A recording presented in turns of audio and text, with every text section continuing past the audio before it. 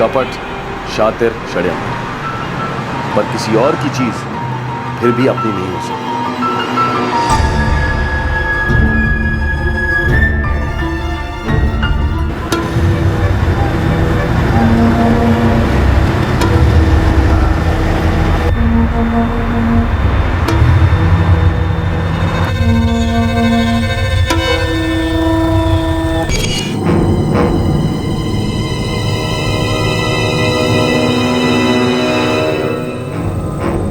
ए मोहन, ए बंसी,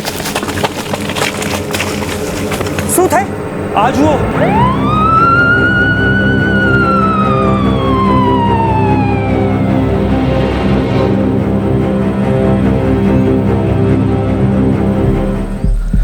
कितने बजे हुआ ये सब? मैं 4 बजे के करीब यहाँ से जा रहा था तो वो गाड़ी खड़ी हुई दिखी। मैं डर गया और भाग कर गया गांव में और सबको बुला कर लेकर आया। समझ में नहीं आता क्या चक्कर है साहब। आसपास देखा, इधर नजर पड़ी तो लाश पड़ी हुई थी। सर कुछ भी नहीं मिला है। Driving licence, credit card, visiting card, कुछ भी नहीं।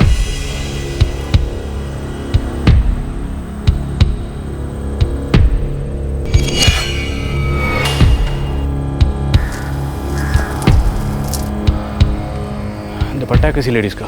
इलाके की छानबीन करो, हो सकता है कि लेडीज जख्मी है। क्या?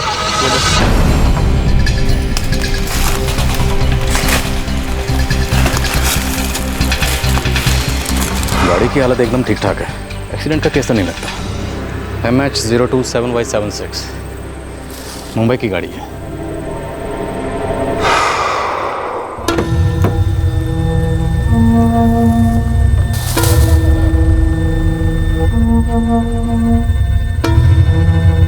देखिए खोलो।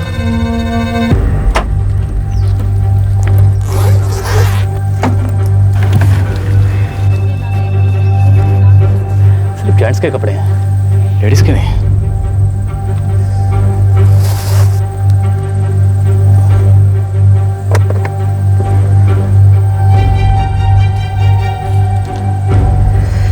ये डायरी काम आएगी। बॉडी को पोस्टमार्टम के लिए आनंद हॉस्पिटल भिजवा दो। Yes sir.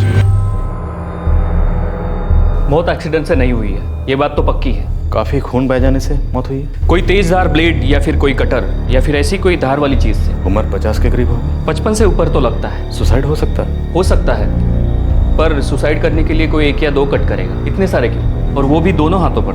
इतनी बेरहमी खुद पे मुश्किल है। बॉडी पर से सारे आइडेंटिफिकेशन गायब हैं, मतलब एक्सीडेंट तो हो नहीं सकता। हट्टा कट्टा आदमी है, सर पे बाल कम है उसके। उम्र कोई 55 के ऊपर होगी। उसकी गाड़ी का नंबर है MH027Y76। देखिए मैं पुलिस स्टेशन से बोल रहा हूँ। हाँ, एक आदमी है हट्टा कट्टा, उसकी उम्र 55 के ऊपर है, सर पे बाल कम है उसके, हाइट मीडियम है। उसकी गाड़ी का नंबर है MH027Y76।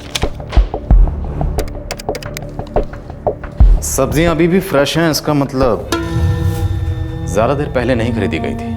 और गाड़ी में से किसी औरत का दुपट्टा मिला है, इसका मतलब उस वक्त गाड़ी में कोई औरत भी मौजूद थी।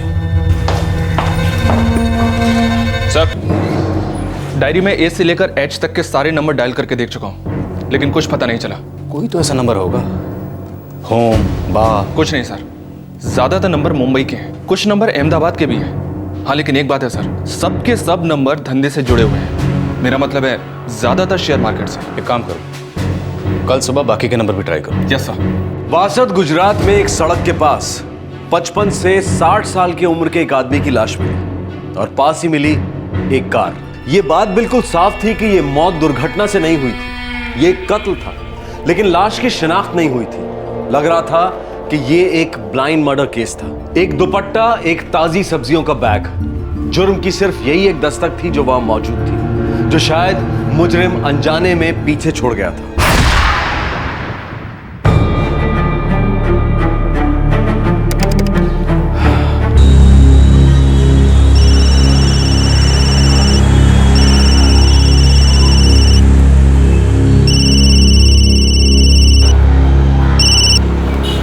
हेलो, मुकेश कोरडिया।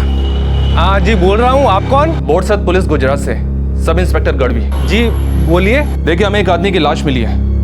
इस मरने वाले आदमी की गाड़ी से एक डायरी मिली है जिस पर आपका नंबर लिखा हुआ है। हमें इस आदमी के बारे में आपसे जानकारी चाहिए। जी बताइए। आदमी हट्टा कट्टा है, हाइट मीडियम है उसकी, सर पे बाल कम है, उम्र यही कोई 55 के ऊपर होगी। उसकी गाड़ी का नंबर है MH027Y76। ऐसे किसी नाम के आदमी को आप जानते हैं या फिर इस नंबर की किसी गाड़ी को जानते हैं? उसमें डरने का क्या, बिंदास खरीद लेने का। आओ मुकेश भाई, मैं बोरीवली जा रहा हूँ, आपको रास्ते में छोड़ देता हूँ।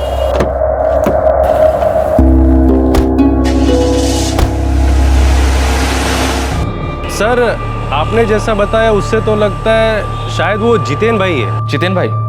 उनका पूरा नाम क्या है? जितेन भाई व्यास, स्टॉक ब्रोकर है। उनके घर का पता या उनके घर का नंबर है आपके पास? सर मेरे पास तो सिर्फ उनका मोबाइल नंबर है, मैं उनसे शेयर खरीदता था। ज़्यादा जान पहचान नहीं है, पर हाँ मेरे काका उनको अच्छे से जानते हैं। उन्होंने जितेन भाई से मेरी मुलाकात कराई थी। मुझे जितेन व्यास का मोबाइल नंबर दो और अपने काका का भी। हाँ सर, एक मिनट। हाँ सर, एक मिनट।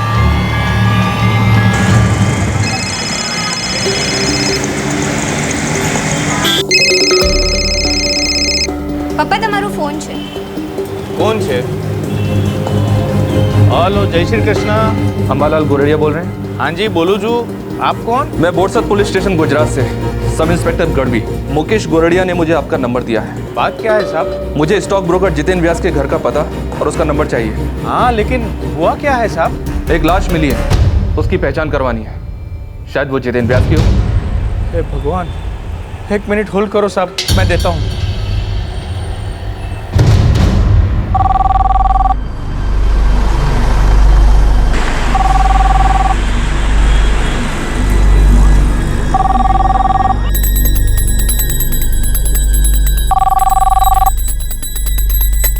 कौशल, फोन तो उठा लेता ना। लैंडलाइन है मम्मी, मेरा फोन हो ही नहीं सकता। फोन उठा लेगा तो हाथ जड़ जाएंगे क्या? Hello, Borsad police station Gujarat से सब इंस्पेक्टर गढ़वी बोल रहा हूँ। जी बोलिए। जितेन व्यास, आप जानते हैं उनको? हाँ हाँ, मेरे पति है। MH027Y76, ये गाड़ी आपकी है? एक मिनट, MH027Y76 हमारी गाड़ी है। हाँ मम्मी, तुम भी ना। अभी रुक रुक। हेलो, जी हाँ हमारी गाड़ी है। स्विफ्ट डिजायर, व्हाइट कलर की। बताइए ना क्या बात है। देखिए, इस गाड़ी के पास हमें एक लाश मिली है, वासद गुजरात के पास में है। हो सकता है कि ये लाश आपके पति की हो। मम्मी, मम्मी, मम्मी क्या हुआ? Hello, hello, hello.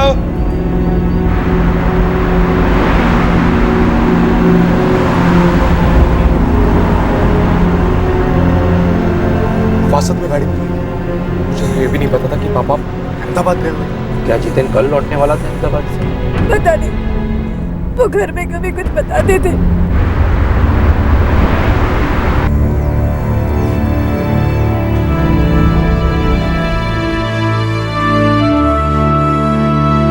पापा, पापा, पापा, पापा।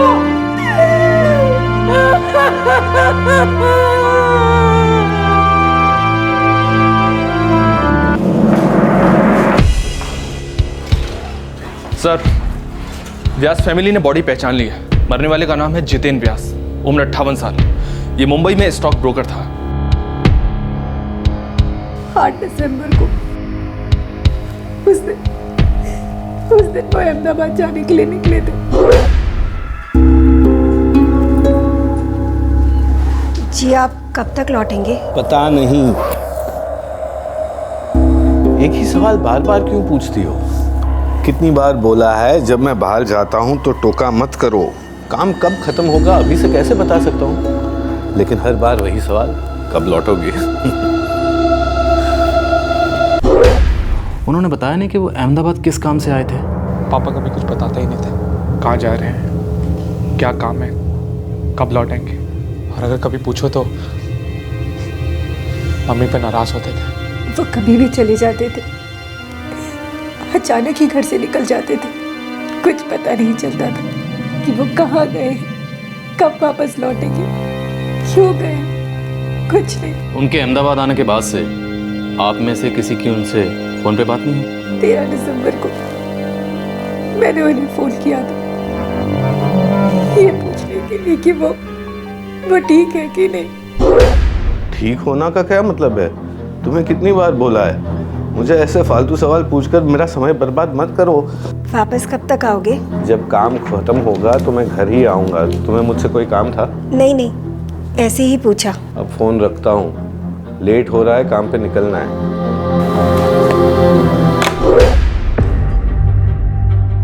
लेकिन आपके पति आपको अपने काम और अपने ट्रिप्स के बारे में बताते क्यों नहीं थे? सर जितेन पहले से ऐसा ही था, आज़ाद मिजाज का। वो कभी भी कहीं भी अकेले ही गाड़ी लेके चल पड़ता था, कभी लोनावाला, कभी पूना, कभी अहमदाबाद। आप? मैं जितेन का चचेरा भाई हूँ, अनिल। हम लोग एक साथ ही पले बड़े हुए हैं। आपको कुछ अंदाज़ा है कि वो अहमदाबाद किस काम से आया होगा? सर स्टॉक ब्रोकिंग का काम होगा। जितेन अक्सर अहमदाबाद आता जाता रहता था। वैसे हम लोग अहमदाबाद के ही है, लेकिन कई साल पहले हमारे पेरेंट्स मुंबई में आके सेटल हुए थे। जितेन अहमदाबाद में एग्जैक्टली कहाँ रहते थे? कोई पुश्तैनी घर है या किसी रिश्तेदार के वहाँ? सर दूर के रिश्तेदार तो काफ़ी है, लेकिन मुझे नहीं लगता वो किसी रिश्तेदार के यहाँ रुका होगा। वो होटल में ही रुका था।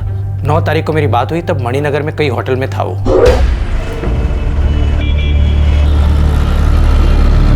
क्या अनिल, काम पे निकलूंगा तो पूरी फैमिली को साथ लेके जाऊंगा।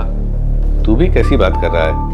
तेरी बात बराबर है, लेकिन मैं क्या बोलता हूँ, अरे घर पे सबको फिक्र होती है। बा, नंदिनी भाभी, कौशल। कोई काम नहीं है क्या सब लोगों को? ठीक है, ये सब छोड़, मुझे ये बता तू है कहाँ? मणिनगर में रुका हूँ। सबको बोल चिंता ना करे, काम खत्म होते घर ही आऊंगा। अरे ये तो सब जानते हैं तू घर वापस आ जाएगा, लेकिन सुन, अब तू 25-26 साल का लड़का नहीं है कि मन किया कि गाड़ी लेके निकल पड़ा। और समझ, अब बेटा जवान हो गया है, तू भी 60 में 2 साल कम का ही है। अनिल, अपना ख्याल रखना आता है मुझे। अब डर डर के जीने का क्या फायदा? 60 हो या 16, जो भी करने का बिंदास करने का। अपनी लाइफ को स्टॉक मार्केट से कम नहीं है, बिंदास दांव खेलने का। किसी औरत या लड़की का चक्कर?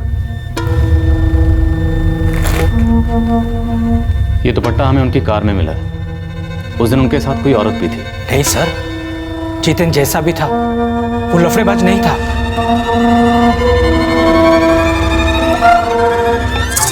लाश पहचान ली गई थी। मरने वाला था मुंबई का स्टॉक ब्रोकर जितेन व्यास। जितेन व्यास के जीने का ढंग, उसका अपने काम के बारे में सीक्रेसी मेंटेन करना, ये सब इशारा कर रहे थे किसी एक्स्ट्रा मैरिटल अफेयर की तरफ। कार में मिला दुपट्टा उस इशारे को मजबूत कर रहा था कि जो हुआ उस हादसे में एक औरत का हाथ था। लेकिन अब तक कोई ऐसा सुराग नहीं मिला था जिससे यह पता चल सके कि जितेन व्यास का कत्ल हुआ क्यों था। इस केस में अब तक कोई पन्ना नहीं खुला था। सर जितेन व्यास के सारे कॉल रिकॉर्ड चेक किए हैं, ऐसा कुछ भी नहीं मिला है जो किसी औरत के इन्वॉल्वमेंट की तरफ इशारा करे। उसका मोबाइल भी मिसिंग है। मोबाइल की लास्ट लोकेशन अहमदाबाद थी। और हाँ सर, 15 दिसंबर की रात 9:30 बजे जितेन व्यास का मोबाइल स्विच ऑफ हुआ था। 15 दिसंबर रात 9:30 बजे, मतलब जिस दिन मर्डर हुआ।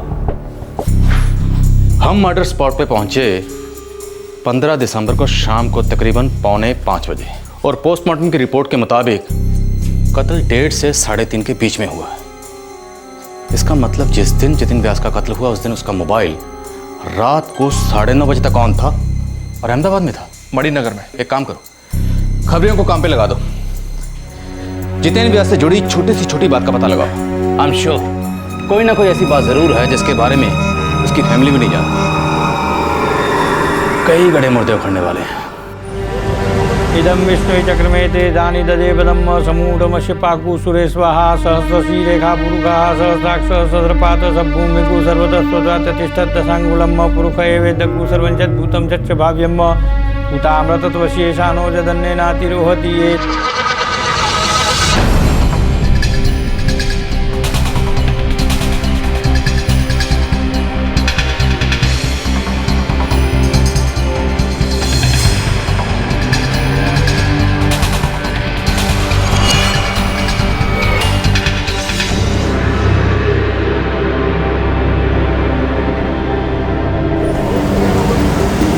सर धंधे में दुश्मनी का कोई एंगल नहीं लगता है। ऐसा कोई भी नहीं मिला जितने जितेन व्यास के बारे में बुरा कहा। हाँ साहब, जो भी सुना अच्छा ही सुना।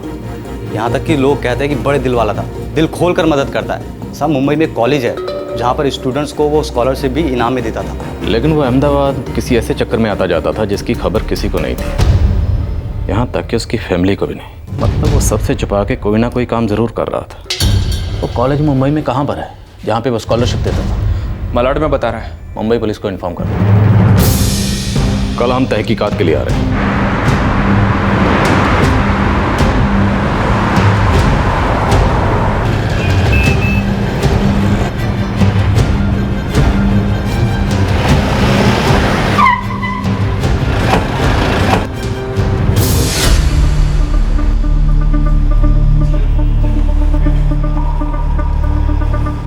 मिस्टर जितेन व्यास ने हमारी कॉलेज के अलावा हमारी संस्था के सभी इंस्टीट्यूशंस को काफी मदद की थी। हमें शक है कि जितेन व्यास के कत्ल में किसी फीमेल का हाथ है। आई एम सॉरी, बट अगर आपको लगता है कि इस बारे में आपको हमसे कोई क्लू मिलेगा तो आप गलत दरवाजा खटखटा रहे हैं। देखिए, जहां तक मैं मिस्टर जितेन व्यास को जानता हूं, वो काफी दिलदार किस्म के शख्स थे। हमारे इंस्टीट्यूट के काबिल स्टूडेंट्स को स्कॉलरशिप देते थे।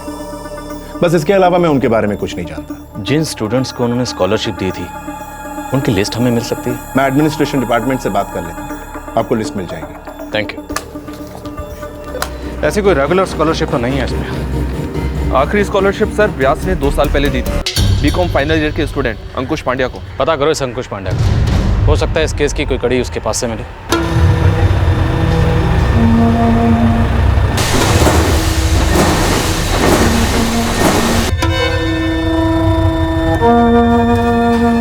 साहब, कुछ पुलिस वाले हैं, आपसे मिलने।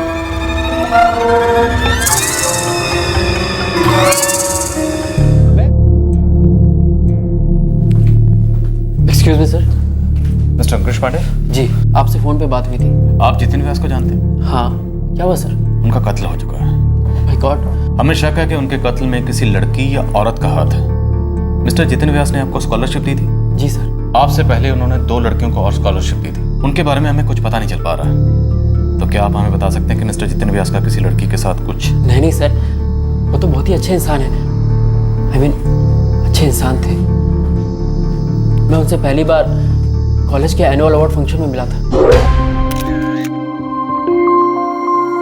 इस साल का सबसे प्रॉमिसिंग स्टूडेंट का अवार्ड जाता है दिव्या कामत को।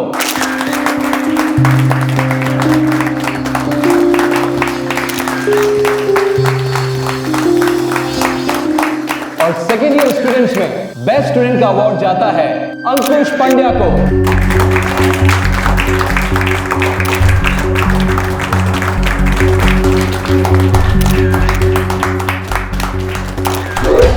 और अगले ही दिन हमारे प्रोफेसर साहब ने मुझसे कहा कि जितेन व्यास जी मुझसे अपने ऑफिस में मिलना चाहते हैं। बैठो। It's okay sir, fine. बैठो अंकुश, खड़े मत रहो, बैठो। Thank you sir. अंकुश, मुझे तुम्हारे कॉलेज से पता चला है कि तुम बहुत ब्रिलियंट स्टूडेंट हो। सर, अब इस पे मैं क्या कहूँ, बस ट्राई करता रहता हूँ अपना बेस्ट देने की। अंकुश, तुम फाइनल ईयर में हो, राइट? मैं चाहता हूं कि इस साल भी तुम अपना बेस्ट दो और अपने करियर में बहुत आगे बढ़ो। इसलिए मैं तुम्हें स्कॉलरशिप ऑफर कर रहा हूं। इस साल की तुम्हारी कॉलेज फीस, हॉस्टल फीस, इन सब की जिम्मेदारी मेरी। Sir thank you sir, thank you so much sir. You are welcome my boy. Thank you mister Ankush. जरूरत पड़ी तो हम आपसे फिर बात करेंगे।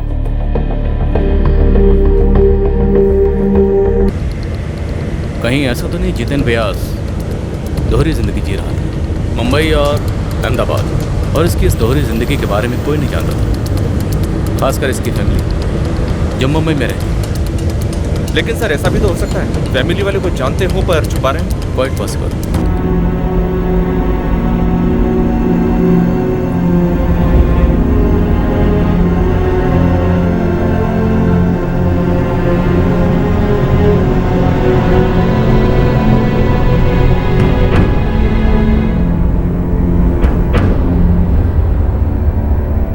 अहमदाबाद रेगुलर आना जाना था। क्यों जाता था, कहाँ रुकता था, कोई नहीं जानता, पर हम पता लगा लेंगे। मणिनगर। जितेन व्यास ने अपने भाई अनिल व्यास को फ़ोन करके बताया था कि वो मणिनगर के किसी होटल में रुका हुआ है। मणिनगर का एक एक होटल छान मारो। हम श्योर कि मणिनगर के होटल से हमें कोई ना कोई सुराग जरूर मिलेगा। Yes sir.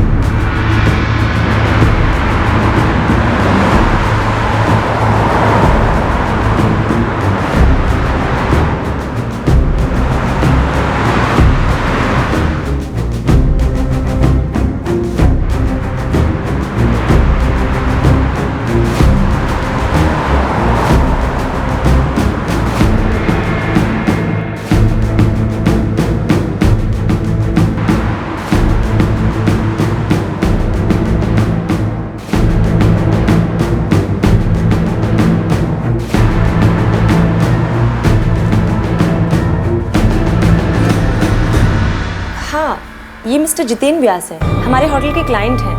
हमारे मैनेजर ने अच्छे से जानते हैं। मैनेजर से बात करनी है। जब जितेन व्यास के मर्डर से रिलेटेड एक छोटा सा सुराग तक नहीं मिला, तब पुलिस ने दूसरी दिशा में इन्वेस्टिगेशन शुरू की। ये पता लगाने की कोशिश की कि जितेन व्यास के बार बार अहमदाबाद जाने की क्या वजह थी और वो अहमदाबाद में कहाँ रुकते थे।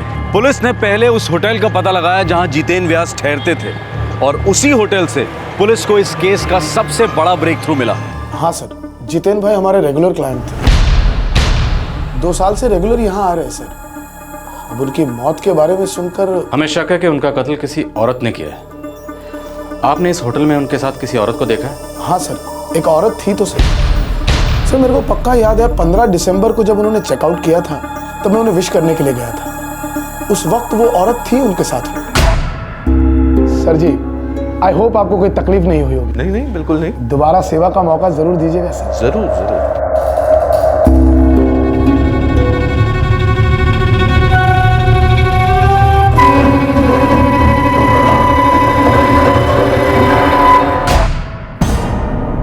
उस औरत ने ये दुपट्टा ओढ़ रखा था?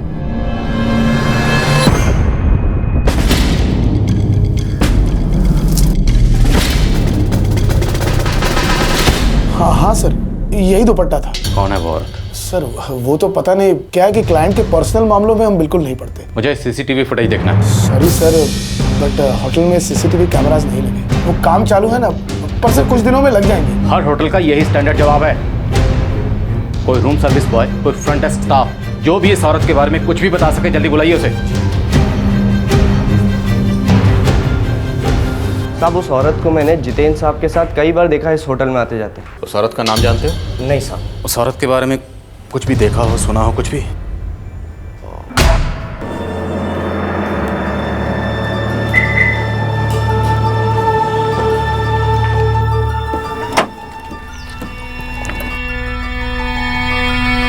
जी नहीं, आज गाड़ी मैं चलाऊंगी। ड्राइविंग बराबर से सीखा है? आप देखो तो सही, मेरे इंस्ट्रक्टर ने ये कहा है कि मैं पैदाशी ड्राइवर हूँ। आपको पता है 2 महीने का कोर्स था और मैंने 15 दिन में ही पूरा कर लिया और अब तो मेरे पास लाइसेंस भी है। चलिए आप बैठिए। All right, thank you sir. चलिए चलिए।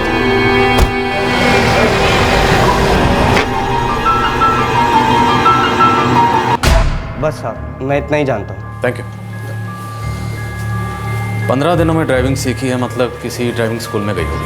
सर, अहमदाबाद के सारे ड्राइविंग स्कूल छान मारने होंगे।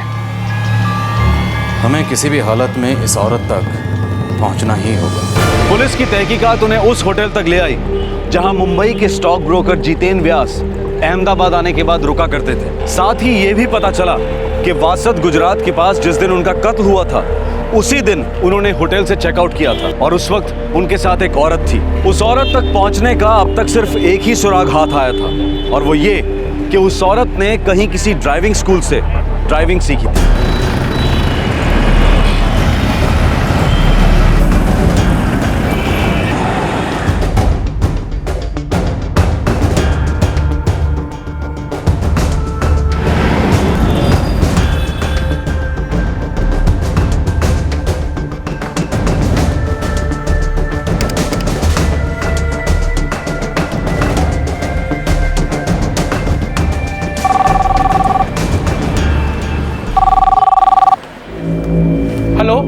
Aqeel driving school.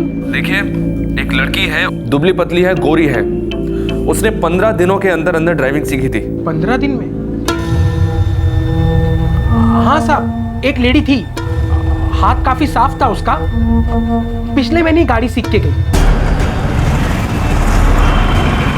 जरा अकील ने जिस औरत का हुलिया बताया था, उससे तो लगता है ये वही औरत है। Let's hope. तुम्हारे पापा एक बहुत अच्छे इंसान थे और इतने सालों में उन्होंने कभी भी खुले मन से मुझसे बात नहीं की। कहाँ जाते थे, क्या करते थे, उन्होंने कभी कुछ नहीं बोला। पता नहीं उनके दिमाग में क्या चलता रहता था। क्या पापा का अफेयर था किसी के साथ? वो मुझसे खुश नहीं थे, पर क्यों खुश नहीं थे ये मैं कभी समझ ही नहीं पाई। उन्होंने कभी कुछ बोला ही नहीं, कभी नहीं।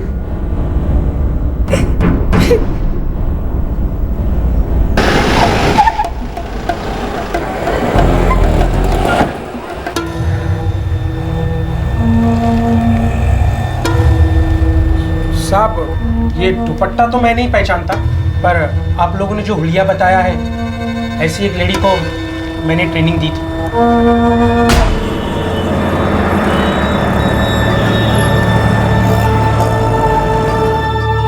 कमाल है मैडम, आपका हाथ तो काफी साफ है। आप तो पैदाइशी ड्राइवर हो।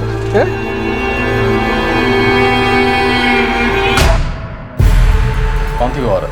सर, सपना नाम था उसका। सपना? उसका फ़ोन नंबर और एड्रेस चाहिए। सर, वो मुझे मालूम है। तुम्हारे ड्राइविंग स्कूल से उसने गाड़ी चलानी सीखी, लाइसेंस बनवाया। तुम्हारे पास उसका पता और फ़ोन नंबर नहीं है? वो ड्राइविंग सीखना नहीं चाहती थी। और तुमने तो फ़ोन पर बताया था तुमने उसे गाड़ी चलानी सिखाई। सर, सब सच है, लेकिन देखिए, यहाँ जो जीवन कॉम्प्लेक्स है ना, उसके बाहर मैंने एक दिन अपने स्टूडेंट को ड्रॉप किया, तो वो अचानक आया।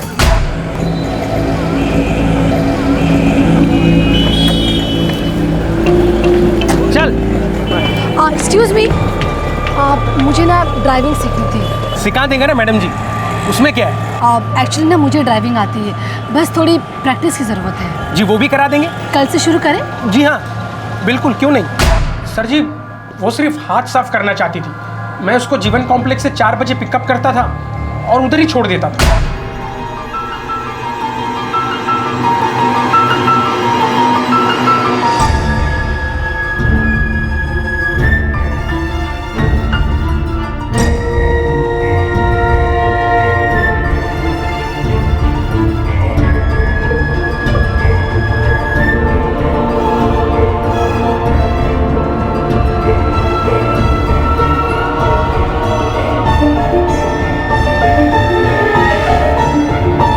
सर जी, उसको लाइसेंस नहीं बनवाना था, इसलिए मैंने उसको 15 दिन का 1500 रुपये बोला।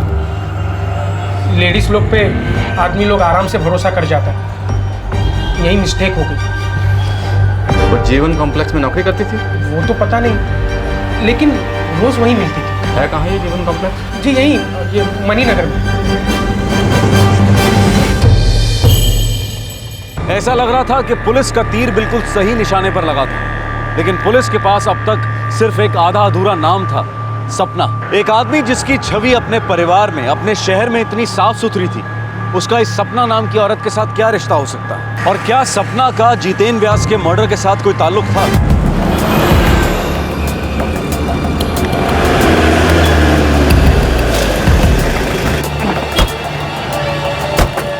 सपना, हर एक शॉप में पता करो इस नाम की लड़की को कोई जानता है या नहीं। जैसा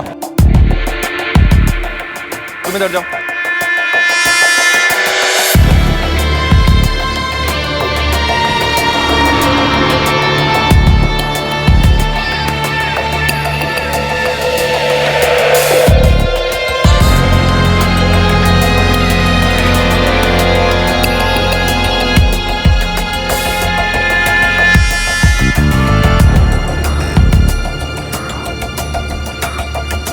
सपना, वो तो मेरे यहाँ फैशन डिजाइनिंग का काम करती थी। अभी नवंबर के लास्ट वीक तक तो यहीं थी। अभी वो कहाँ काम करती है? पता नहीं सर। आपके पास उसका फ़ोन नंबर या एड्रेस है? एक मिनट सर।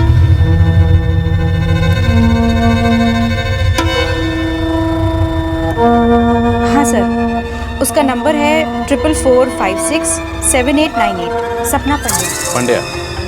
सपना पंड्या? हाँ, सपना पंड्या। यहीं मणिनगर में ही तो कहीं रहती है, पर सर मेरे पास उसका एड्रेस नहीं है। सपना पंड्या। सर, फोन अभी भी बंद है। हाँ? सपना का फोन अभी भी बंद है। गढ़वी, वो तुम्हें लड़का याद है जिसे हम सूरत में मिले थे, जिसे जितेन व्यास ने स्कॉलरशिप दी थी? एग्जैक्टली।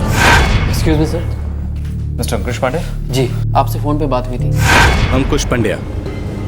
अंकुश पंड्या, सपना पंड्या।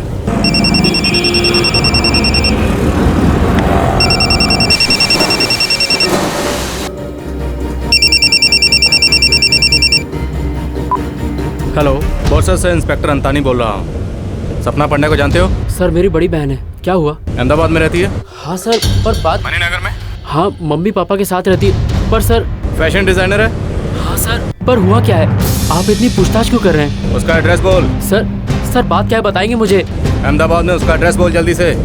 और सुन, उसे इस बारे में इन्फॉर्म मत करना, वरना उसके साथ साथ तू भी इस लपेटे में आ जाएगा, समझे?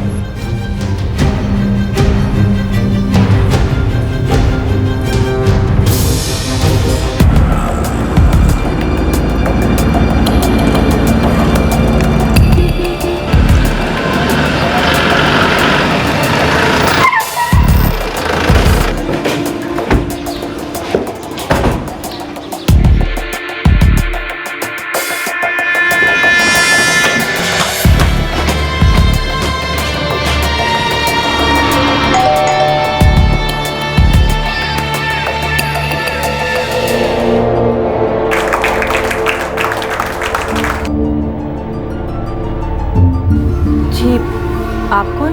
बोरसद पुलिस। सपना पांडे घर पे है।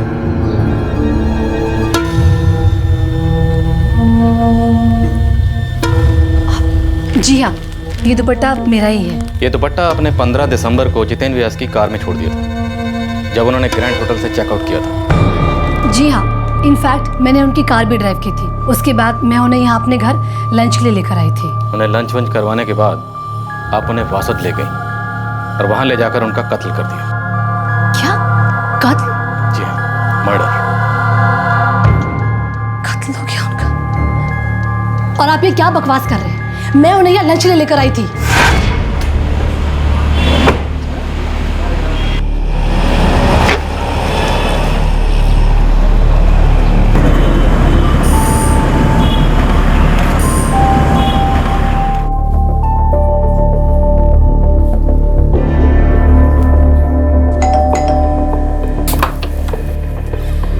जितेंद्र जी, जय श्री कृष्ण।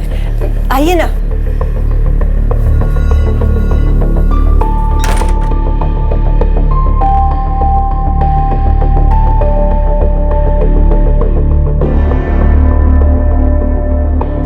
जितेंद्र व्यास जी ने हमारे साथ लंच किया और लंच करने के बाद वो यहाँ से चले गए। और हाँ, ये दुपट्टा उनकी गाड़ी में रह गया था। उनके जाने के बाद मुझे याद आया, इसलिए मैंने उन्हें कई बार फ़ोन भी किया, लेकिन अब मुझे पता चला कि वो अपना फ़ोन आंसर क्यों नहीं कर रहे थे।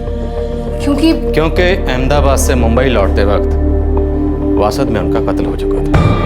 सर, मैं भी आपसे यही कह रही हूँ कि उनकी मौत के बारे में सुनकर मैं भी शॉक्ड हूँ। मिस सपना पांड्या, शक्ल से आप पढ़ी लिखी लगती हैं। एक कहावत जरूर सुनी होगी आपने, there is nothing like a perfect crime.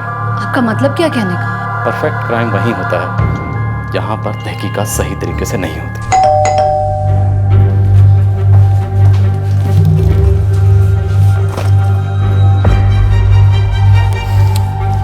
पिछले 2 घंटे में जब से आप दोनों जितेंद्र व्यास की मौत पर इतना शॉक और इतना इनोसेंट होने का नाटक कर रही हैं, हमने आपके कॉल रिकॉर्ड्स चेक करवाए हैं। सपना, आपका मोबाइल जो अभी तो स्विच ऑफ है, लेकिन 15 दिसंबर को न सिर्फ आपका दुपट्टा जितेंद्र व्यास की कार में था, बल्कि शाम को 4:30 बजे तक आपके और आपकी मां के मोबाइल की फोन की लोकेशन वासद में ही थी। शाम 4:30 बजे तक। उसके बाद आप लोग अहमदाबाद गए। अजीब इत्तेफाक है ना? तो चले।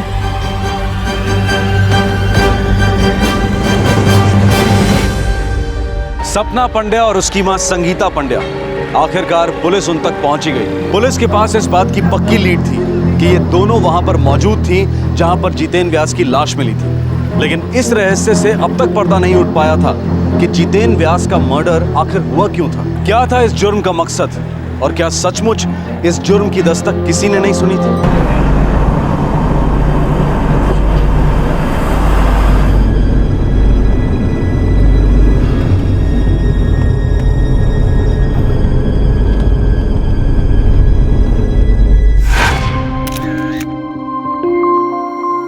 इस साल का सबसे प्रॉमिसिंग स्टूडेंट का अवार्ड जाता है दिव्या कामत को।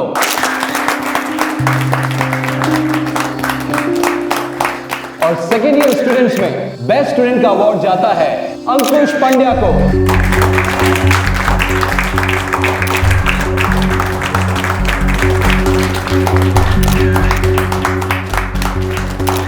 सुना है आप बहुत ही दिलदार हैं, सबकी मदद करते हैं। ऐसा कहते हैं लोग, पर मैं इन बातों पर ध्यान नहीं देता।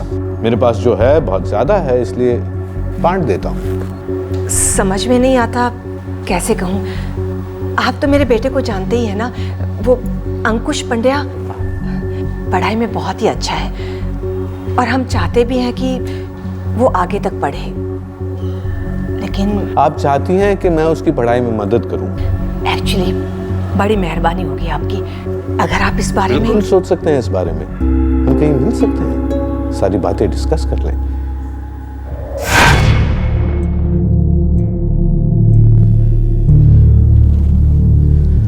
आपके घर जाने से पहले हमने आपके बारे में आपके पड़ोसियों से पूछताछ की थी, काफी तारीफ कर रहे थे आपकी।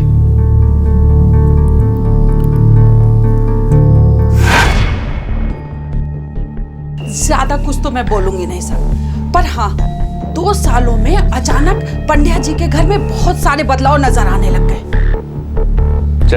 जैसे संगीता का पति घनश्याम रिटायर्ड हैं, ज्यादा कमाई तो थी नहीं, मिडिल क्लास लोग थे।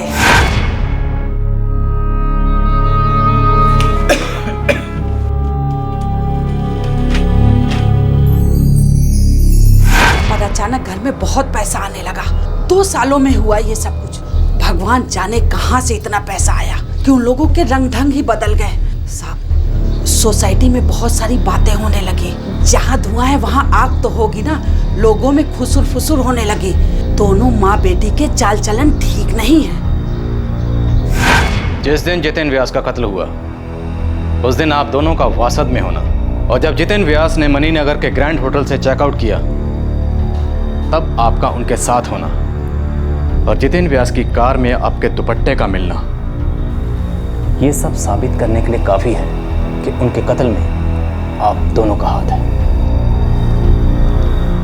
वो आप दोनों के पास सिर्फ एक ऑप्शन है, सच बोलने का, सिर्फ सच।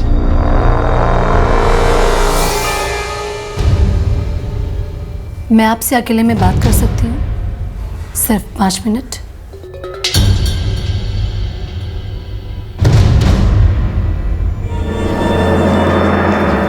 बैठिए।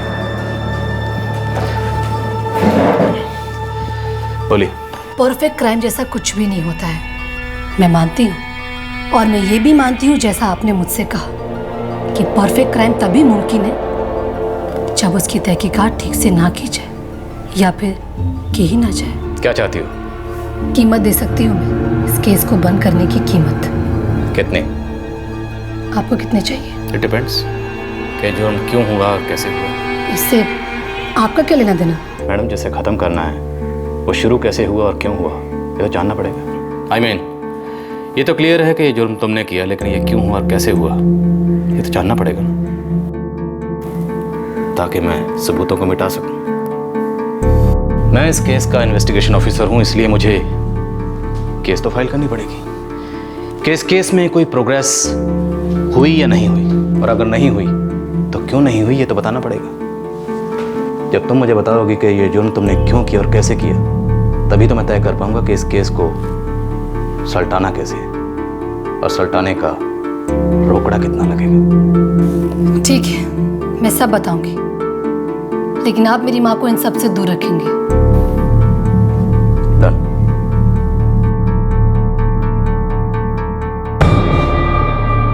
मेरी माँ जितेन व्यास को कॉलेज के एक फंक्शन में मिली थी, जहाँ मेरा भाई अंकुश पढ़ रहा था।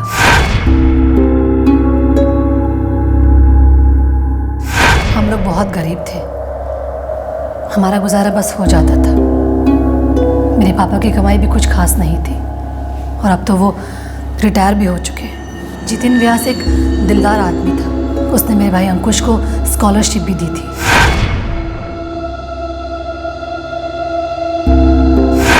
मेरी माँ का अफेयर जितेन व्यास के साथ चल रहा था।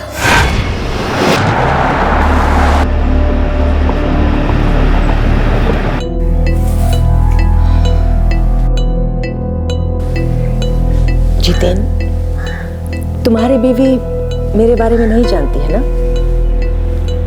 जानकर क्या करेगी? तुम्हारा पति वो जानता है। वो जानकर क्या करेगा? वैसे भी क्या फर्क पड़ता है? जिंदगी में कौन सा सुख देखा है मैंने उसके साथ।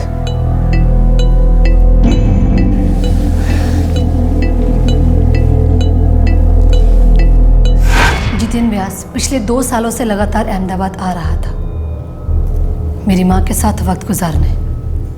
अब मैं कोई बच्ची तो हूं नहीं कि जिसे पता ना हो कि क्या चल रहा है। तुमने कभी अपनी माँ को रोकने की कोशिश नहीं की? मेरी माँ मेरे पापा से खुश नहीं थी और मुझे ये भी मालूम था कि जितेन व्यास मेरी माँ पर बहुत पैसे लुटा रहा था और लुटाने को उसके पास था भी बहुत। आखिर पैसा किसको नहीं चाहिए। जितेन व्यास के पैसों से हमारी लाइफ की गाड़ी पटरी पर आ गई थी। जितेन व्यास के साथ तुम्हारी माँ का अफेयर था, ये बात तुम जानती थी।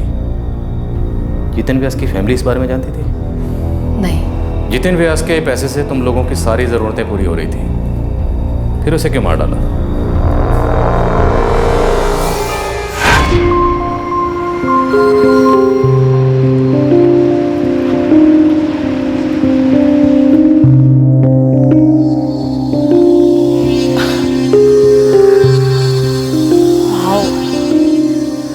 कितनी बड़ी जमीन है ना। यहाँ मैं एक बंगला बनाना चाहता हूँ। सच? हम दोनों के लिए? वैसे इस जमीन की कीमत क्या होगी? गेस करो। 1 करोड़? क्लोज, बस एक 0 बढ़ा दो।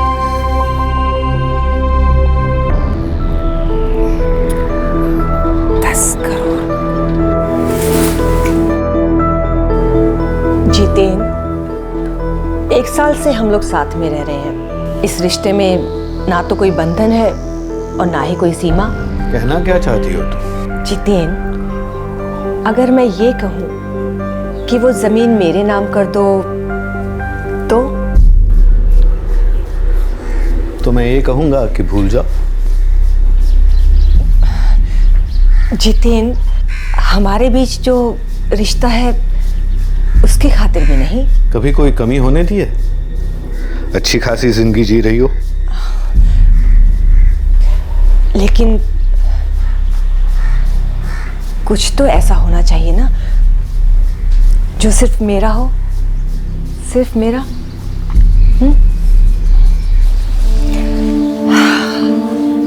मैंने कुछ ज्यादा मांग लिया क्या? ज्यादा चाहिए था और ज्यादा पैसे, गहने, ऐशो आराम की जिंदगी। मेरी माँ ने पहले ये सब कभी नहीं देखा था। उन्होंने सिर्फ गरीबी ही देखी थी और जब से ये आदमी मेरी माँ की जिंदगी में आया उसने मेरी माँ पर बहुत लुटाया। कुछ ख्वाहिशें पूरी भी हुई और कुछ पूरे करने के अरमान जाग गए। और जब जितेन व्यास ने तुम लोगों के नए जागे हुए अरमानों को पूरा करने से मना कर दिया तो तुम लोगों ने उसे ही सुला दिया, हमेशा हमेशा के लिए। उसने मेरी माँ से वादा किया था कि वो जमीन मेरी माँ के नाम पर कर देगा, मगर उसने भी एक डिमांड रखी। पैसा अगर पास में हो तो जिंदगी बहुत ही आसान हो जाती है। इंसान अपना हर अरमान पूरा कर सकता है, फिर चाहे जैसा भी क्यों ना हो, हर खुशी हासिल कर सकता है। रुपया अगर पास में हो तो दुख कोसों पीछे छूट जाते हैं और हम बहुत आगे निकल जाते हैं। बस पैसा होना चाहिए। बेटा, मैं तुम्हें और अंकुश को एक बेहतर जिंदगी देना चाहती हूँ, बहुत ही अच्छी जिंदगी। लेकिन तुम तो जानती ही हो, तुम्हारे पापा की जितनी इनकम है उससे तो ज़रूरतें ही पूरी नहीं होती। बेटा, हमारे पास ये एक मौका है, हम सबकी जिंदगी बदल जाएगी। ये सब कुछ बदल सकता है।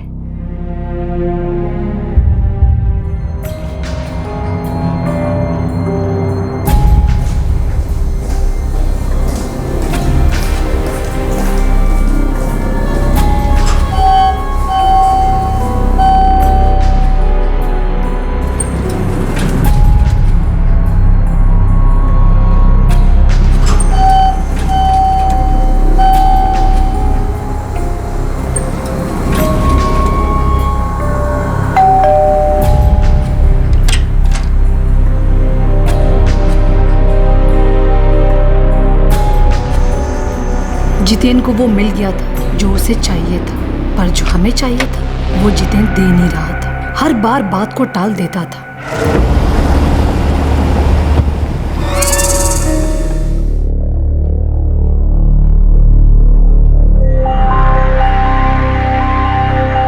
जितेन, तुम मुझे धोखा दे रहे हो। इतनी उतावली क्यों हो रही हो? शांति से चाय तो पीने दो। लेकिन तुमने वादा किया था मुझसे कि वो जमीन मेरे नाम कर दोगे, इसलिए सपना को भी तुम्हारे पास भेज दिया था मैंने। संगीता, तुम तो ऐसे फड़फड़ा रही हो जैसे कि मैं 1-2 दिन में मरने वाला हूँ। क्या? लेकिन तुमने वादा किया था मुझसे। मैंने क्या तुम्हें रास्ते पे भूखा मरने के लिए छोड़ा है?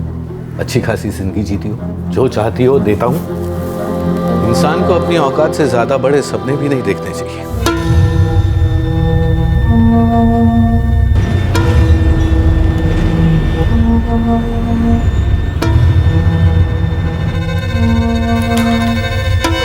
Plot measuring 9680 square yard, Lonavala, Maharashtra. Plot number 12B, in the name of Mr. Jiten Vyas, resident of. पता 1203 दीवान हाइट्स, प्रसाद लेन. 1203 दीवान हाइट, प्रसाद लेन.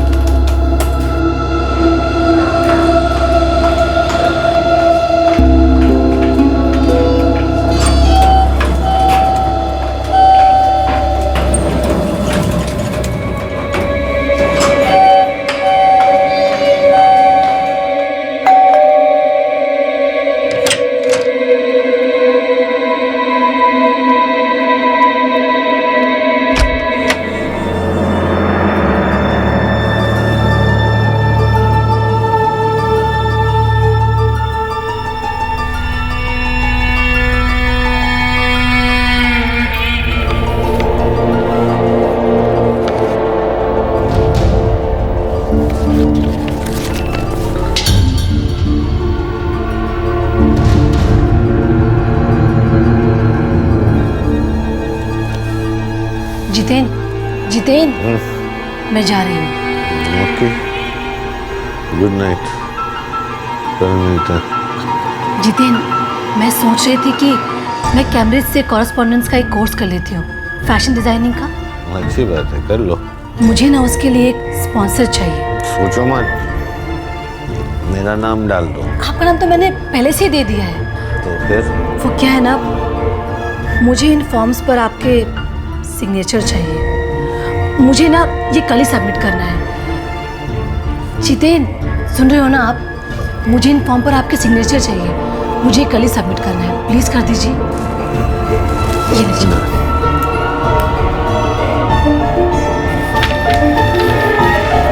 लास्ट, मैंने जितेन व्यास की ड्रिंक में कुछ मिला दिया था और फिर जमीन के लीगल पेपर्स पर साइन करवा लिए और वो जमीन हमारे नाम पर हो गई। जितेन व्यास की वाइफ को इसके बारे में कुछ नहीं पता था? नहीं, उसको कुछ नहीं पता था। तो जमीन तुम्हारे और तुम्हारी माँ के नाम ट्रांसफर हो गई थी? हमारे नाम पर तो हो गई थी, मगर हमारे नहीं हुई थी।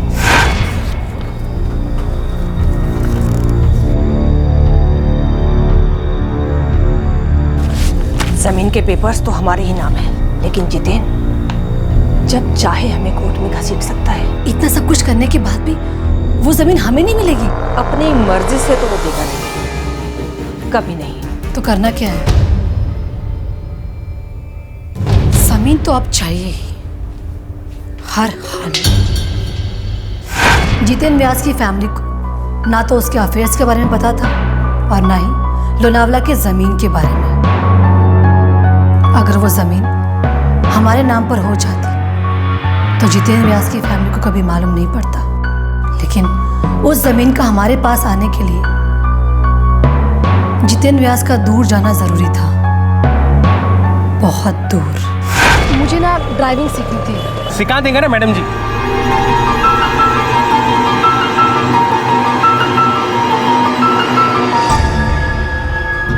आज गाड़ी मैं चलाऊंगी। ड्राइविंग बराबर से सीखा है? 2 महीने का कोर्स था और मैंने 15 दिन में ही पूरा कर लिया।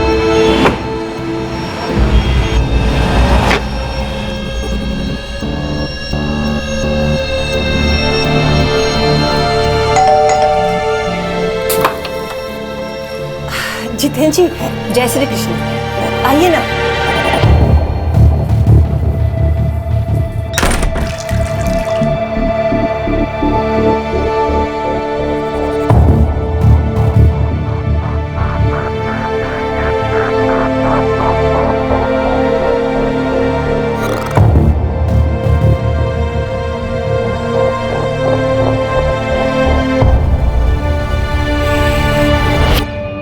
क्या बात है, आपकी तबीयत तो ठीक है ना? उल्टी जैसा लग रहा है। अब ऐसी हालत में मुंबई तक कैसे ड्राइव करेंगे? आज रुक नहीं सकता, कल बहुत जरूरी काम है। अब मम्मी, मैं एक काम करती हूँ, मैं इनकी कार ड्राइव करके इन्हें मुंबई तक छोड़ाती हूँ और मैं आते वक्त ट्रेन से आ जाऊंगी। नहीं, देखिए आपके ऐसे हाथ में ड्राइव करना सेफ नहीं होगा। मैं चला जाऊंगा, बस थोड़ी एसिडिटी है। नहीं, आप अकेले बिल्कुल नहीं जाएंगे। सपना ही ड्राइव करेगी आपकी गाड़ी। एक काम करती हूँ, मैं भी साथ चलती हूँ, सूरत में उतर जाऊंगी। अंकुश से भी बहुत दिनों से मुलाकात नहीं हुई है, इसी बहाने उसका भी हाल चाल जान लूंगी मैं। ठीक है, पर जल्दी निकलना होगा, ऑलरेडी 1 बज चुका है। जितेंद्र व्यास की तबीयत खराब होने की प्लानिंग पिछली रात ही हो चुकी थी, ताकि मुझे मौका मिल सके उसकी कार ड्राइव करने का।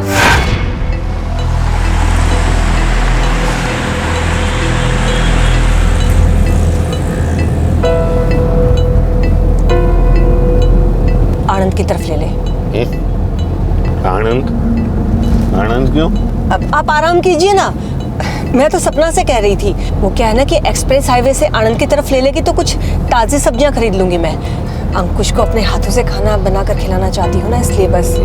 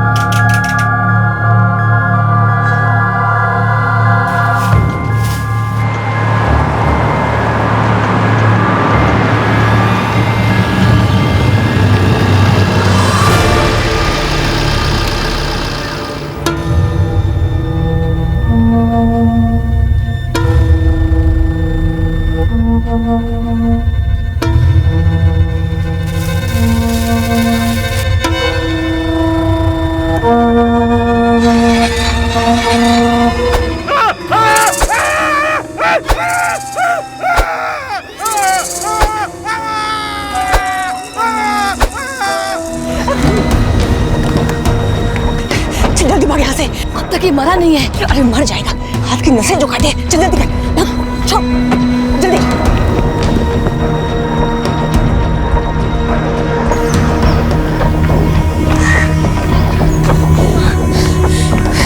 एक काम करते हैं, स्टेशन चलते हैं, अहमदाबाद के लिए ट्रेन पकड़ लेंगे। चल जल्दी कर। माँ, मेरा दुपट्टा। क्या माँ, मेरा दुपट्टा गाड़ी में रह गया। हे भगवान, अपनी चीजों का ध्यान नहीं रख सकते ना तुम। चल जल्दी कर, लेकर आते हैं।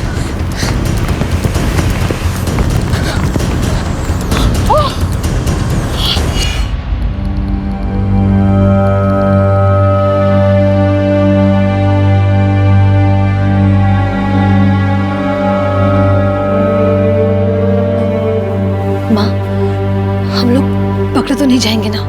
तू चिंता मत कर, बचेगा नहीं वो। वैसे भी उसके पर्स से सारा सामान निकाल लिया था मैंने, कोई पहचान ही नहीं पाएगा कि वो था कौन।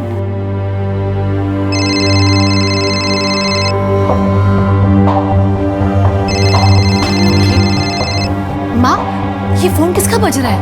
शायद बाथरूम से आवाज आ रही है, मैं भी देख कर आती हूँ। तो यहीं रुक।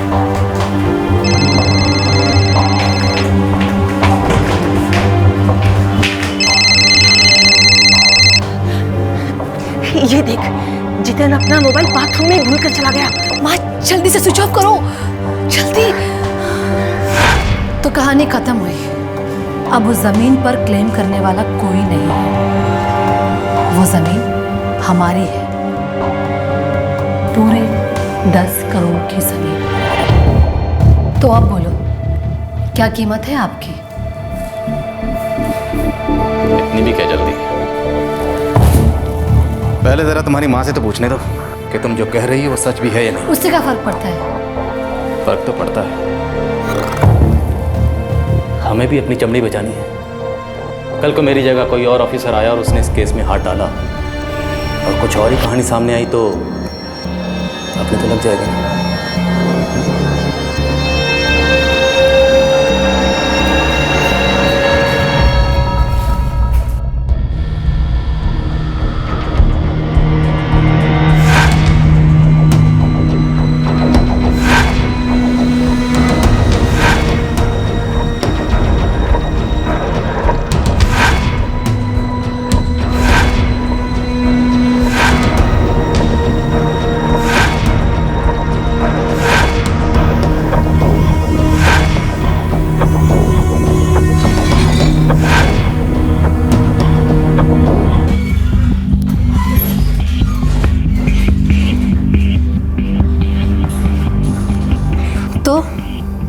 सुन लिया?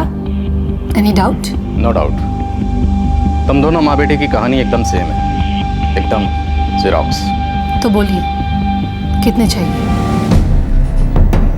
गरीब होना कोई जुर्म नहीं है, ऊंचे सपने देखना जुर्म नहीं है, बड़ा बनने की कोशिश करना भी जुर्म नहीं है, लेकिन किसी दूसरे की चीज़ को नाजायज़ तरीके से अपना बनाने की कोशिश करना जुर्म है, बहुत बड़ा जुर्म। क्योंकि किसी दूसरे की चीज़ कभी तुम्हारी नहीं हो सकती, चाहे जितना भी शातिर दिमाग लगाओ, चाहे जितने भी षड्यंत्र रचो। उपदेश छोड़िए, जमीन पूरे 10 करोड़ की है। आपको जितना चाहिए हम दे देंगे, आप बस ये केस बंद कर दो। मानता हूं माहौल खराब है, इसलिए आप मेरे पुलिस स्टेशन में बैठकर मुझे रिश्वत देने की जुर्रत कर पा रही। पर एक बात याद दिला दूं, यह जरूरी नहीं है कि हर पुलिस वाले का जमीन बिक चुका है या बिक सकता है। तगड़ी चार्जशीट बनेगी, ये मेरा वादा है। That's the promise.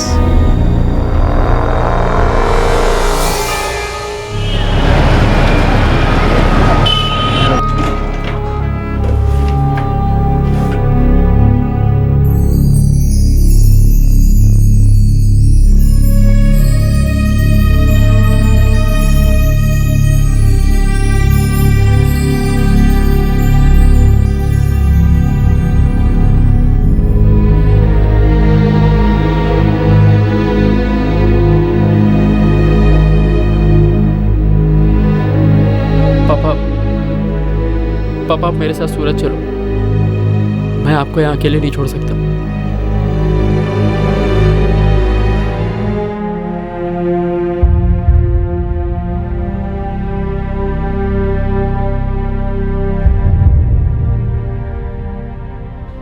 वो इतने ज्यादा नाखुश थे मुझसे, इतने ज्यादा।